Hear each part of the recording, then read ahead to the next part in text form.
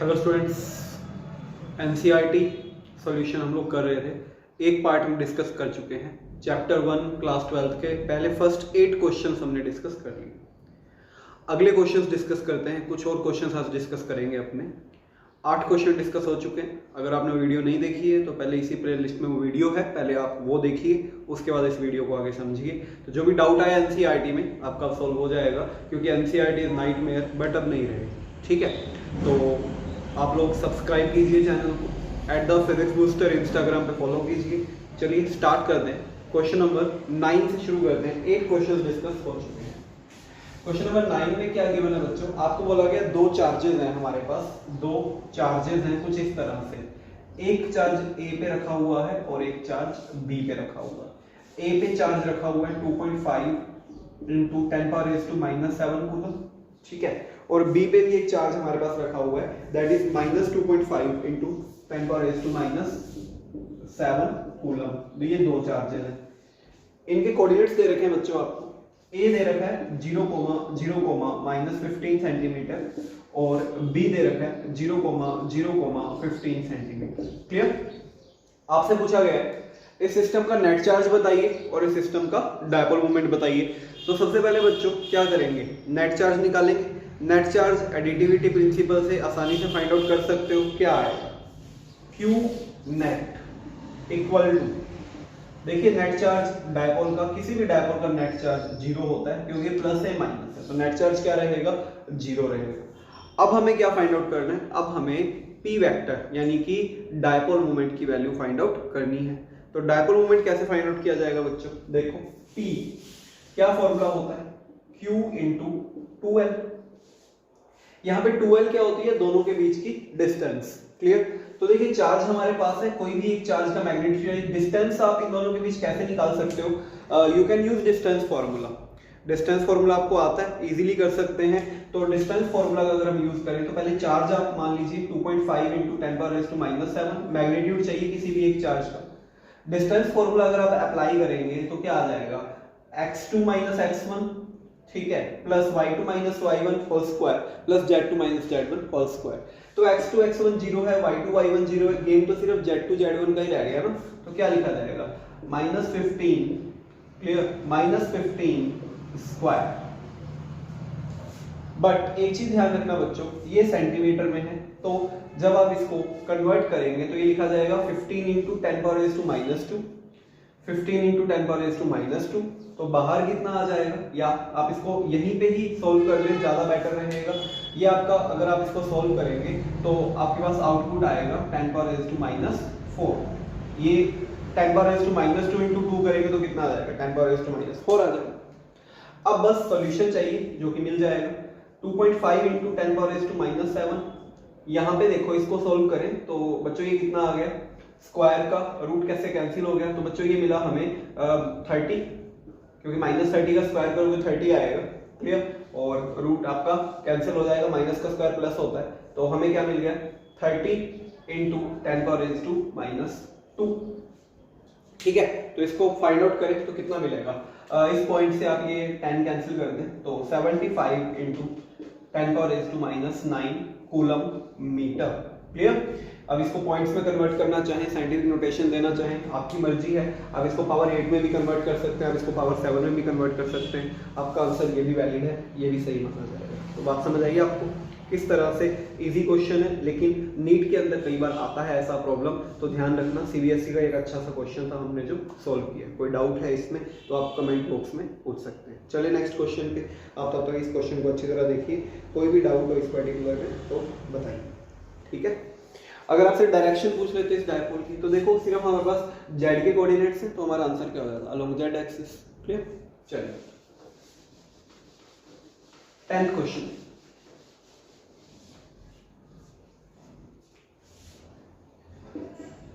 NCERT chapter 1 class 12 10th question.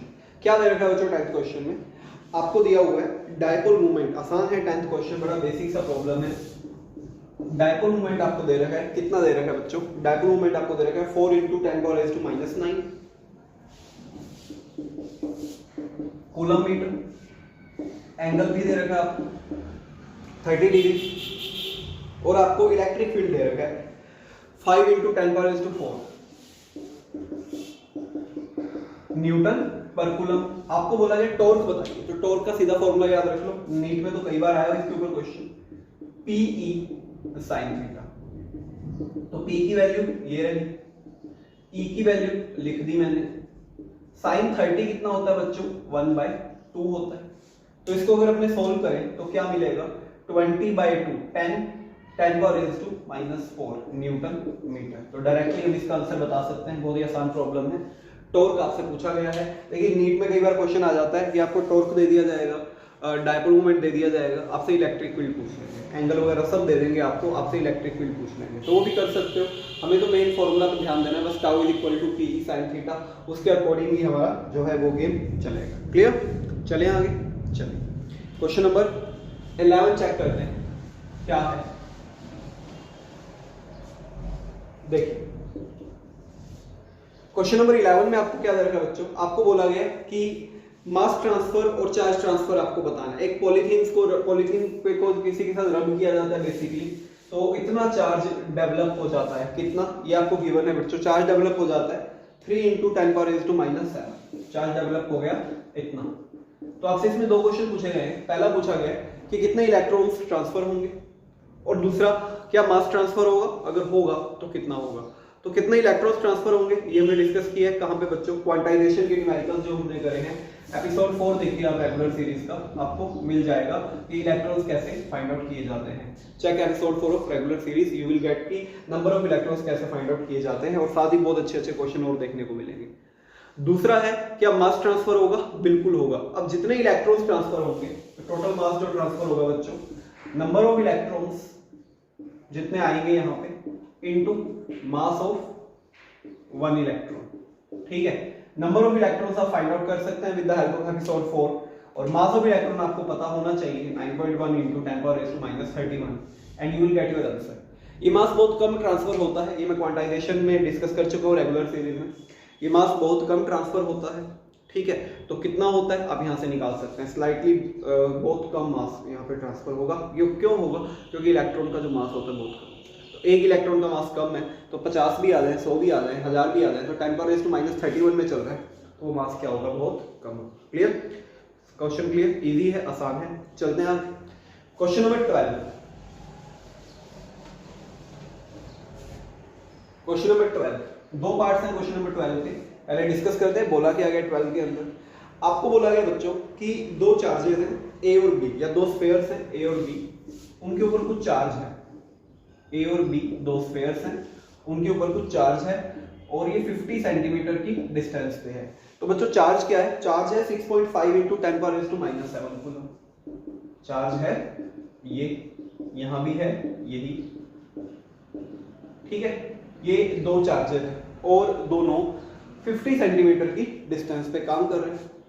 अगर दोनों 50 centimetre की डिस्टेंस पे काम कर रहे हैं, तो आपसे क्या पूछा गया, आपको बोला गया बताइए पार्ट 1, इस क्वेश्चन का पार्ट 1 ये है कि इन दोनों के बीच फोर्स कितना काम कर रहा है। ये तो बहुत आसान है, कितना काम कर रहा है फोर्स दोनों के बीच में, क्या फॉर्मूला लगाएंगे, K Q1 Q2/r²। हो गया क्वेश्चन खत्म, दैट्स इट। पहला पार्ट तो बहुत आसान था, ये रहा Q1 ये रहा Q2, इसको मीटर में जरूर कन्वर्ट कर लेना, otherwise you will have to face the problem. Done. Second part बच्चों बोला गया है कि force of repulsion each sphere if charge is double the above amount. अगर चार्ज को डबल कर दें तो फोर्स क्या हो जाएगा, अरे आसान है ना, अगर हर चार्ज को आप डबल कर दें तो Q1 बन गया 2Q1, चार्ज सेम है तो आप Q भी अज्यूम कर लो, क्या फर्क पड़ता है, Q/r²। तो बेसिकली जो फोर्स है यहाँ पे 4KQ²/r², पुराने का जो नया फोर्स है वो पुराने का 4 टाइम्स हो जाएगा। आप इन दोनों के बीच का फोर्स निकाल लोगे, उसको फिर क्या कर देना, 4 से मल्टीप्लाई कर देना, you will get your answer. समझ गए, आसान है बिल्कुल। क्या करना है, पहले तो F निकाल लें KQ1 Q2/r² से, उसके बाद आपको 4 से मल्टीप्लाई करके, क्योंकि चार्जेस दोनों डबल किए गए हैं, तो जो नेट फोर्स है 4 टाइम्स हो जाएगा, वहां से हमारा आंसर आ जाएगा। डन। चलिए क्वेश्चन नंबर 13 चेक करते हैं, क्वेश्चन नंबर 13 चेक करते हैं।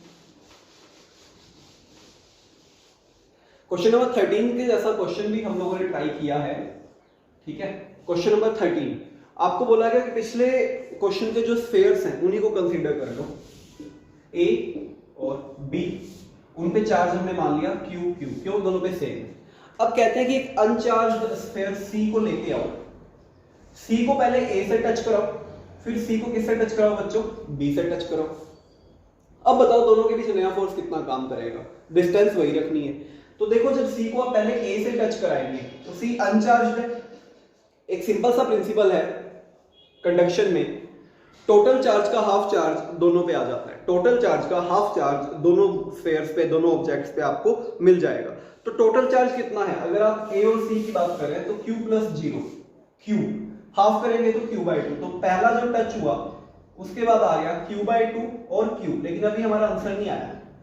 अब इन्होंने बोला कि आप सी को, सी पे कितना चार्ज आ गया बच्चों, सी पे कितना चार्ज आ चुका है, कंफ्यूज मत हो जाना, सी पे q/2 आ चुका है, टोटल चार्ज का हाफ दोनों पे आ जाएगा। अब कह रहे हैं कि दोनों चार्जेस को, इसको सी को अब बी से टच कराइए, सी को बी से टच कराइए, तो ए अनटच्ड है q/2।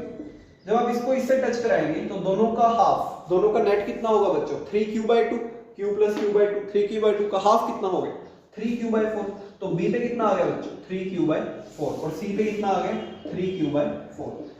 ठीक है, हमसे पूछा गया कि ऐसा जब सब कुछ हो जाता है तो इन दोनों के बीच लगने वाला फोर्स कितना होगा। तो आप आसानी से कर सकते हैं, k q1 ले लो q/2, ये हो जाएगा 3q/4, और r आपके पास है 50 सेंटीमीटर स्क्वायर। तो यहां से आपको फोर्स की वैल्यू मिल जाएगी। चार्ज की वैल्यू आपको गिवन है, सारी वैल्यूज पुट करना, you will get your answer. आसान है, ठीक है, समझ आ गया, बहुत आसान सा क्वेश्चन था लेकिन इंपॉर्टेंट है। फिर से देख लो, ए भी अकेले थे, q एक अनटच्ड आता है, जैसे ही वो टच करता है पहले ए को तो दोनों पे नेट चार्ज का हाफ आ जाता है, नेट चार्ज का हाफ आ गया, फिर इसने इसको टच किया, फिर नेट चार्ज का हाफ आ गया। अब जो सिस्टम है भाई साहब, ये सिस्टम है सिंपल सा, इस सिस्टम के लिए आप एफ निकाल सकते हैं। डन, इंपॉर्टेंट क्वेश्चन है, आ सकता है नीट के एग्जाम में, जेईई के एग्जाम में, ठीक है, और सीबीएसई के एग्जाम में तो आने के चांस हैं। डन, चलिए नेक्स्ट क्वेश्चन डिस्कस करें, क्वेश्चन नंबर 14 डिस्कस करें। क्वेश्चन नंबर 14, देखिए 14 क्वेश्चन में क्या है, एक अच्छा क्वेश्चन है, ये लॉजिकल क्वेश्चन है थोड़ा। यहाँ पे बेसिकली दो प्लेट्स दे रखी हैं, ठीक है, ऊपर वाली प्लेट है आपकी प्लस और नीचे वाली प्लेट है माइनस, और कुछ ऐसे आपको बोल रखा है।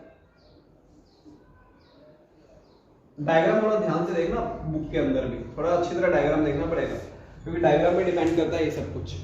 ये है 1, ये है 2, ये है 3। देखिए पहला क्वेश्चन आपको बोला गया है कि इन तीनों का जो साइन है वो क्या होगा। V1 पे कौन सा साइन है, 2 पे कौन सा साइन है, 3 पे कौन से पार्टिकल्स हैं, तीनों पे साइन कौन कौन सा है, 1 पे कौन सा है, 2 पे कौन सा है और बच्चों 3 पे कौन सा है। तो देखिए हमें पता है अगर कोई नेगेटिव चार्ज होता है तो वो पॉजिटिव की तरफ अट्रैक्ट होता है, और अगर कोई पॉजिटिव चार्ज होता है तो वो नेगेटिव की तरफ अट्रैक्ट होता है। तो यहाँ पे देखो, यहाँ पे ऑब्वियस सी बात है, ये दोनों चार्जेस पॉजिटिव की तरफ अट्रैक्ट हो रहे हैं, तो इसका मतलब इस पे भी नेगेटिव चार्ज आएगा बच्चों, और इस पे भी क्या आएगा, नेगेटिव चार्ज। और ये नेगेटिव की तरफ अट्रैक्ट हो रहे हैं तो इस पे क्या आएगा, पॉजिटिव चार्ज। क्लियर, तो पहला पार्ट तो हो गया। दूसरा पार्ट बोला गया है इन तीनों में से Q/m रेशियो किसका सबसे ज्यादा होगा, तीनों में से Q/m रेशियो किसका सबसे ज्यादा होगा।